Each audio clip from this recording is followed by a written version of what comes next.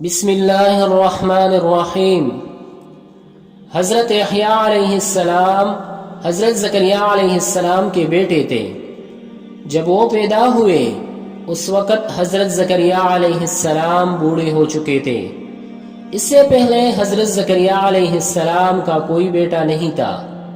انہوں نے دعا کی تھی اور اللہ کی طرف سے انہیں حضرت یحییٰ علیہ السلام کی خوشخبری ملی تھی۔ حضرت یحییٰ علیہ السلام بہت ہی نرم دل تھے۔ وہ کبھی کسی کا دل نہ دکھاتے۔ وہ کسی جانور کو بھی بھوکا دیکھتے تو اسی وقت کھانا دیتے، یہاں تک کہ خود ان کے پاس اپنے کھانے کے لیے کچھ نہ رہتا۔ حضرت یحییٰ علیہ السلام کو بچپن سے ہی پڑھنے کا بہت شوق تھا۔ اللہ تعالیٰ نے چھوٹی عمر میں ہی ان کی بڑی ذہانت عطا کی تھی۔ حضرت یحییٰ علیہ السلام کی زندگی سادگی کی مثال تھی۔ وہ جو ملتا کھا لیتے، کئی بار پتے اور جنگلی پھل اور جڑی بوٹیاں کھا کر پیٹ بھر لیتے۔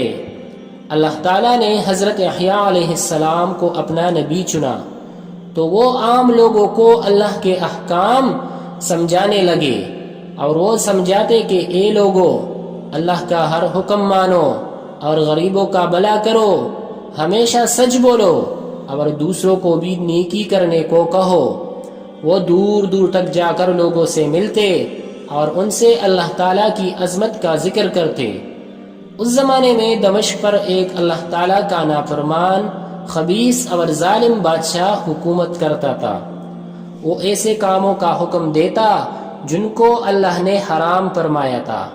ایک دن حضرت یحییٰ علیہ السلام اس بادشاہ کے سامنے جا پہنچے۔